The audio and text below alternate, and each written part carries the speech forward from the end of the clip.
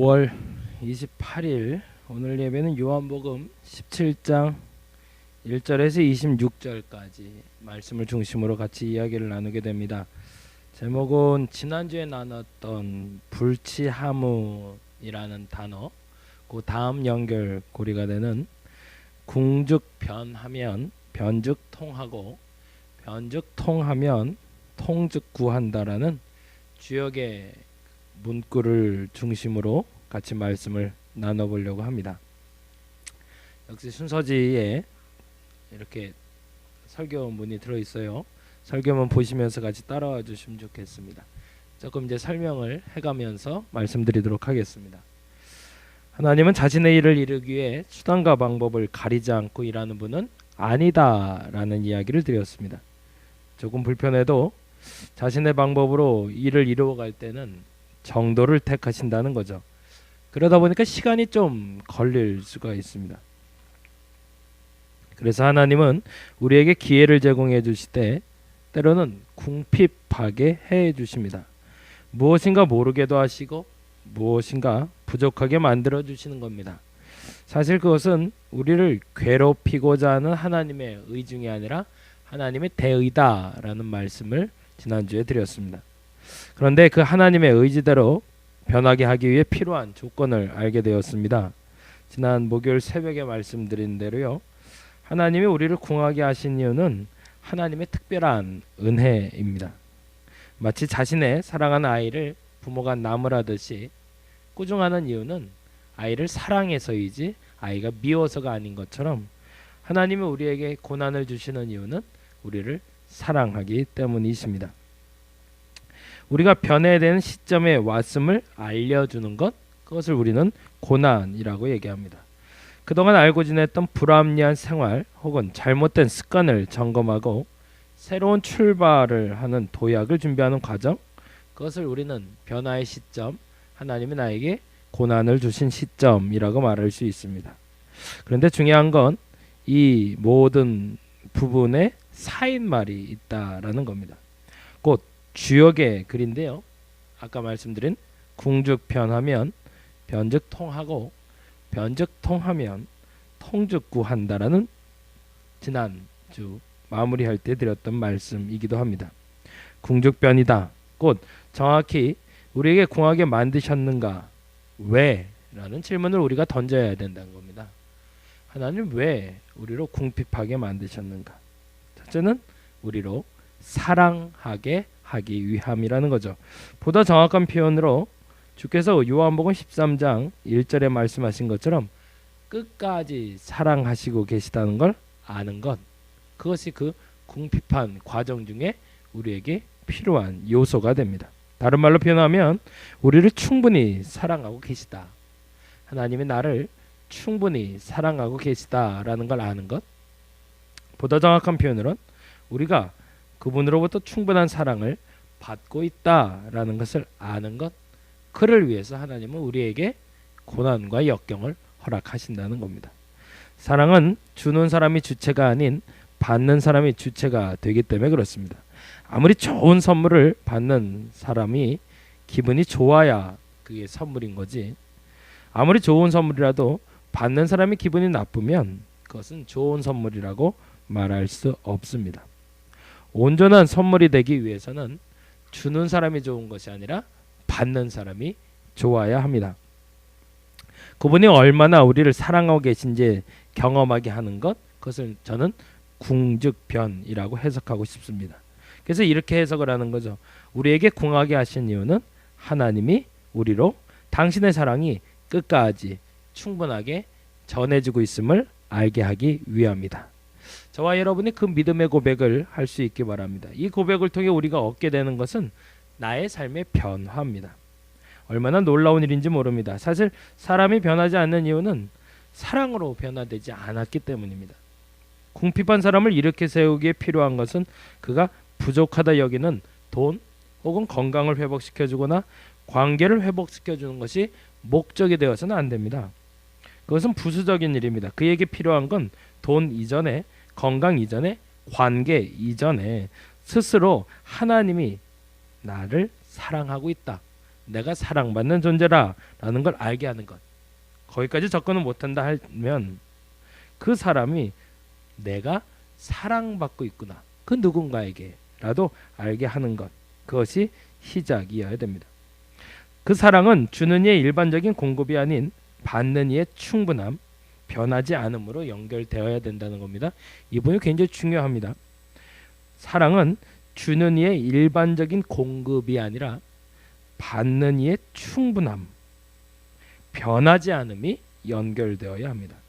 그리고 비로소 그러한 사람의 변화를 우리는 삶 속에 경험하게 되는 겁니다. 그때 사람은 선하게 바뀌게 됩니다. 그러나 사랑을 받지 않고 변한 사람은 악하게 변하게 됩니다. 어려움이 닥치면 사람은 변합니다. 그런데 변화의 순간에 사랑을 받은 자는, 그 어려운 순간에 사랑을 받은 자는 선하게 방향을 바꿔 변하게 되지만, 만일에 그때 사랑을 받지 않는 자는 악하게 변하게 되더라는 거죠. 그렇게 변한 사람들 중에 선하게 살아가게 되는 사람들, 그들을 우리는 변죽통했다라고 이야기하는 겁니다. 그래서 성장이라는 단어를 썼죠.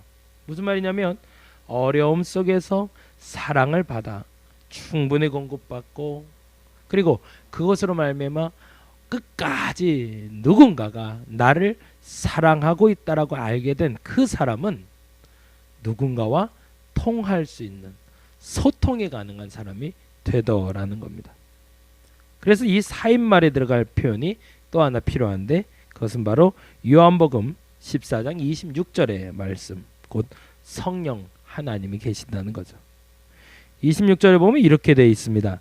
보혜사 곧 아버지께서 내 이름으로 보내실 성령, 그가 너희에게 모든 것을 가르치고 내가 너희에게 말한 모든 것을 생각나게 하리라. 누가요? 성령께서. 변화된 이가 새로운 사람으로 거듭난 후에 그의 삶의 주체가 내가 아닌 성령 하나님이 될 때 그동안 막혀있던 통로들이 열리기 시작한다는 겁니다. 그리고 서로 간의 앙금이 사라지고 하나 될 문이 열리게 됩니다. 이 일을 주관하시는 분이 성령이시기 때문에 우리는 그 성령의 움직이심에 예민할 필요가 있습니다. 그리고 그러한 우리의 반응에 대해 성령께서 허락하는 음성이 바로 요한복음 14장 27절입니다. 27절에 보니 이렇게 되어 있어요. 평안을 너희에게 끼치노니 곧 나의 평안을 너희에게 주노라. 내가 너희에게 주는 것은 세상이 주는 것과 같지 아니하니라. 너희는 마음에 근심하지도 말고 두려워하지 말라.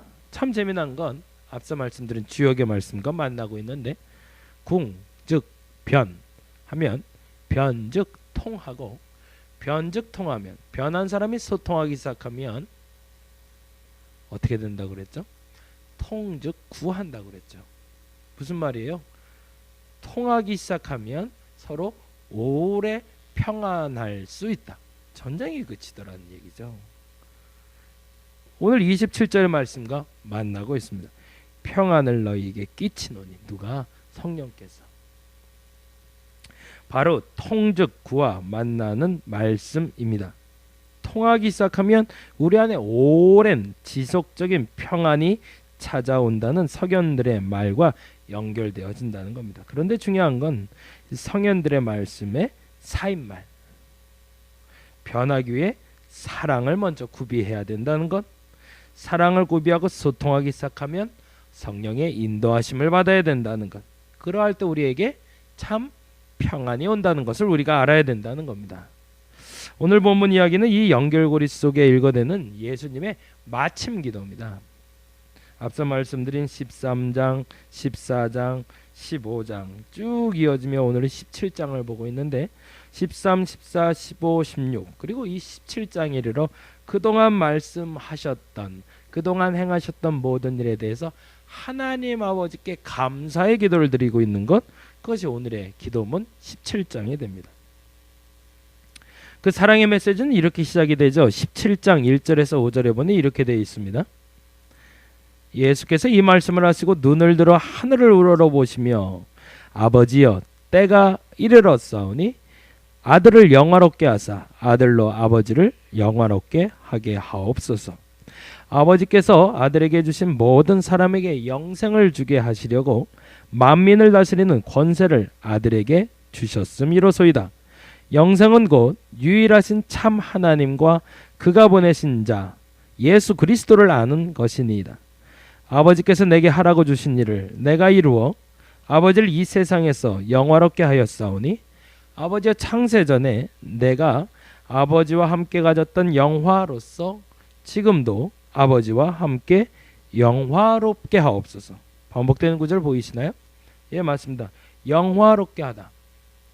과거의 영화를 이제 다시 시작해달라는 겁니다. 그러면 어떻게? 그건 뭘 말하는 걸까요? 예수 그리스도의 십자가의 죽으심을 말하고 있죠. 그분의 영광을 얻기 위해 표현은 그분의 변화되기 위해 혹은 우리로 변화되기 위해서라고 해석하는 게 좋을 것 같습니다. 예수님은 우리로 변화되게 하기 위해 궁핍의 상황으로 들어가신다는 겁니다. 십자가의 고난의 사건으로 들어가신다는 겁니다. 그리고 십자가라는 고난의 통로는 우리로 하나님이 얼마나 우리를 사랑하고 계시는지 앞서 말한 대로 궁즉 변하게 하기 위해서 우리로 하나님이 얼마나 사랑하고 계신지 알게 하기 위하여 그분의 십자가의 고난을 겪게 하셨다는 겁니다. 그리고 그 통로를 통해 그분은 영화롭게 된다고 선포하고 계십니다.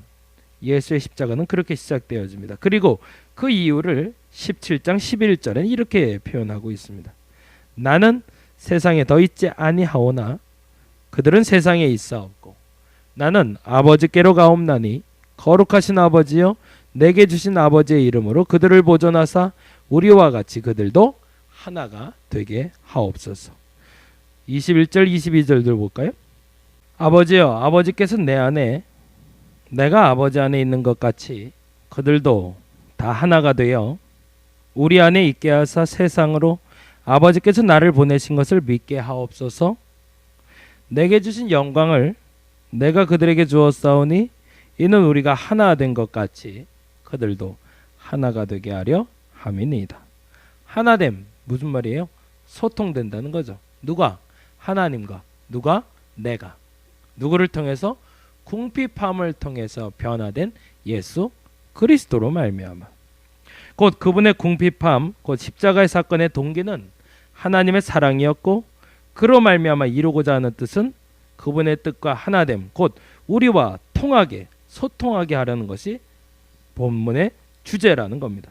죄로 말미암아 끊어진 다리가 연결되고 그로 우리가 하나님과 연결고리가 생기게 되는 것, 그것이 그분의 궁핍함 그리고 그분의 하나됨에 대한 영광이라는 거죠. 그리고 마지막으로 소원을 선포하심으로 요한복음 17장을 마무리하는데 26절입니다.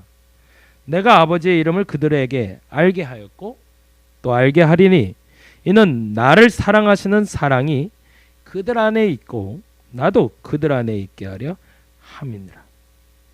안에 있다. 내주한다. 어린아이가 가장 편안하게 느끼는 곳이 어딜까요? 엄마의 품입니다. 엄마의 안아주시는 그 순간 부모의 품에 안겨있는 아이는 흔들리지 않습니다. 두려워하지 않습니다. 마음에 근심하지 않습니다. 왜? 부모 안에 들어가 있기 때문에. 오늘 보면은 그 얘기를 하고 있습니다. 나로 단지 끊어진 통로가 연결됨을 알게 하는 것뿐만 아니라 내가 사랑받고 있는 존재임을 알아서 하나님 앞에 내주하게 된다. 곧 참된 평안을 누리게 될 거라는 겁니다. 세상에서 가장 두려워할 것 없는 참된 평안은 어머님 품 안에 있을 때입니다. 우리가 가장 큰 평안을 누릴 땐 하나님 안에 있을 때입니다. 그래서 주께서는 그렇게 얘기하시죠. 나를 사랑하신 사랑이 그들 안에 있고 나도 그들 안에 있게 하려 함이라. 우리를 안아주신다는 겁니다.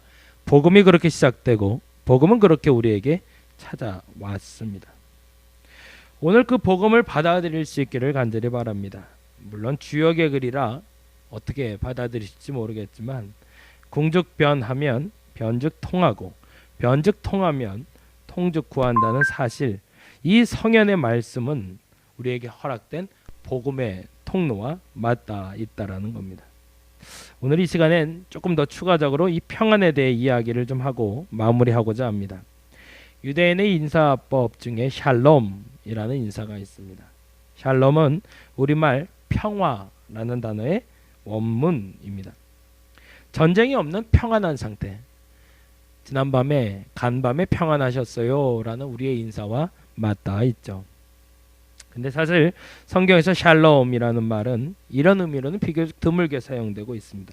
오히려 성경에서 보면 이스라엘에서 가장 흔히 쓰이는 샬롬이라는 용법은 만나나 헤어질 때 주는 인사말로 주로 쓰였기도 했지만 축복을 비는 말로 많이 쓰여집니다.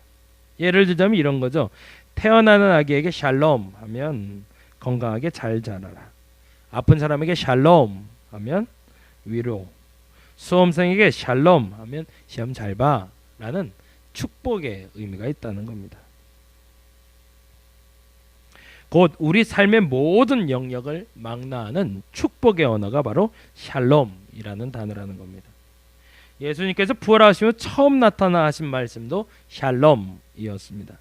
부활하신 예수님께서는 우선 가까웠던 사람들에게 인사말을 하십니다. 샬롬.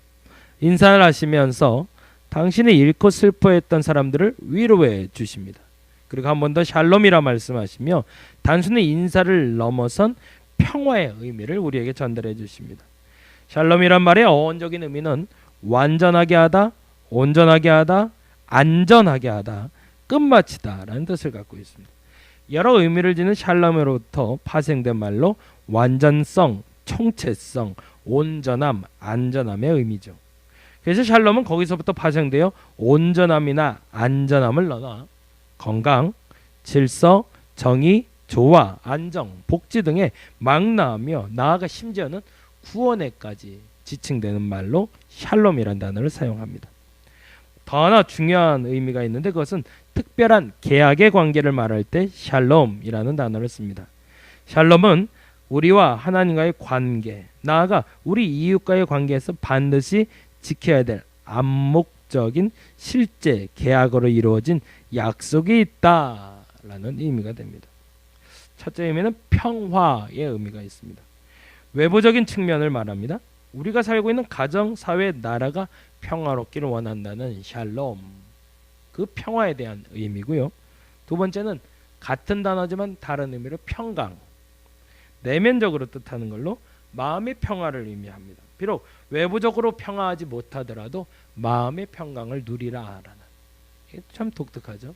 아까 말했던 샬롬은 평화, 외부적인 평화가 전쟁이 그쳤습니다. 샬롬. 그거 말고 전쟁 중이라도 내 안에 샬롬, 내 안에 평강이 있기를 바란다. 그때 이 샬롬이란 단어를 쓰고요. 세 번째, 정의를 말할 때 샬롬이란 단어를 씁니다.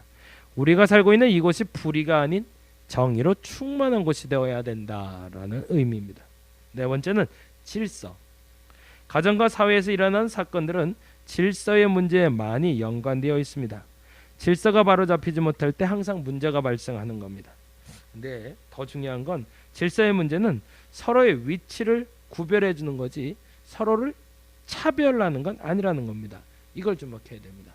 우리가 말하는 샬롬, 평화로운 상태는 차별이 있는 상태가 아니라 구별된 상태라는 거.